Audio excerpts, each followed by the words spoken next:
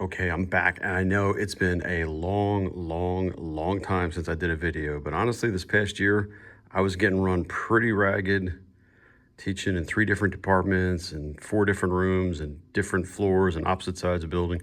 It was a grueling grind for me, and I didn't even have a chance. I've been sitting on this model for about 6 months. I hadn't built it yet, and I finally got around to it, and I did. And this was a lot of fun. So this is the Lego. I don't know if it's Techniques or Technics. I don't know how they pronounce this, but this is their Sun, Earth, Moon set. They call it a play set because it's Lego, but this is actually kind of pretty cool if you're going to teach anything about how the phases of the moon go and the Earth's rotation around the sun and all that. This is like really well done. There's a few things they get wrong, or not. I don't want to say wrong because it's a Lego set, but if you were going to use this, let's say in a classroom to explain some of the lunar motions and things like that, you would have to point out that this scale is all wrong. There is no scale you could have where you could have something in a classroom and you could actually still see all the planets. Because if the Earth was this big, this is, maybe a little bit smaller than a golf ball, then the sun here would be about 14 or 15 feet in diameter, and this would be several hundred yards away, 400 or 500 yards maybe.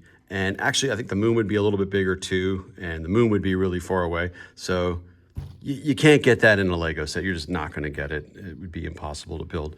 The only thing I would say is, I wonder if there would have been a way to have the moon going around the Earth also on a bit of a tilt. They got the tilt of the Earth right. And if you look closely here, there's a marker here that shows you what month you're in. So right now we're in the winter months. And if you look at the Earth tilted back, the northern hemisphere is tilted away, as it would be in the wintertime. And in the summertime, obviously, we're going to be on this side of the model and we'll be tilted towards the sun. So it does that. And the way they have the gear ratios worked out, so if you turn this clockwise, the Earth spins, and it spins pretty fast, and the moon goes around pretty slow. And that's because the moon takes 27.3 days to go around the Earth. And you might be saying to yourself, like, well, wait a minute. I thought the lunar phases took 29 days to complete, like 29.3 or something like that. And yes, it does. And that's because, and you could see with the model, and by the way, this also shows you like what phase you're in. So the moon has a marker too, and it's showing you that at new moon, when the moon is between the Earth and the sun, you can't really see the moon. It's a black circle there, and then you start moving across and you get a waxing crescent and then over to the quarter moon. So the marker shows you what phase you're looking at, which is, again, really cool.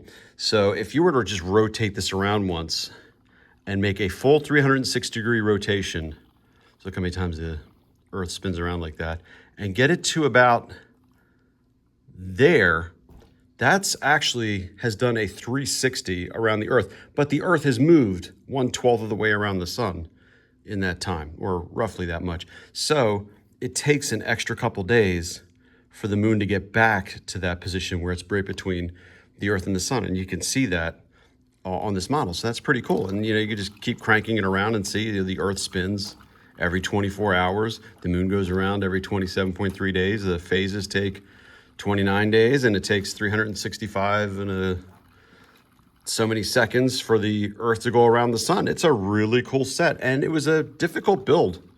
It says for 10 and up, and if you got a 10-year-old that's going to build this, tell them to be very careful with the directions, because there are certain pieces that have to go in a certain way when you're building this. I had like 2 times where I was building this and I got to a point, I'm like, no, I didn't do this right. I have to take that apart and do it again. And then I started kind of looking ahead in the directions a little bit, like, what are they going for here?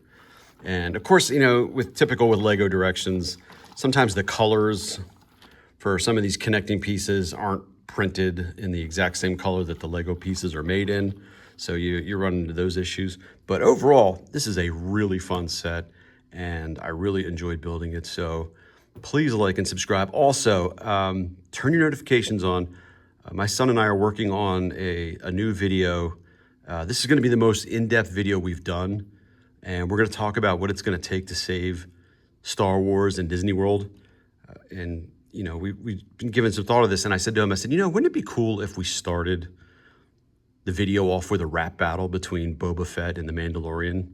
And he's like, yeah, I'm down for it. So I started writing a rap verse, and then I sent it to him, and then he sent a rebuttal back, and then I rebutted. And I was looking at it like, these are actually, I think it's pretty funny. So he's gonna do the music for it, and then we're gonna record it, and I'm gonna try and Lego animate it. So it'll be a Lego animation, and then we'll go into our Disney stuff and our Star Wars stuff. And I think it'll be a lot of fun. So you'll probably want to check that out. But until then, please, I hope you enjoyed this. And if you get a chance to go out and get this Lego kit, it is pretty cool. I really do like it. I recommend it.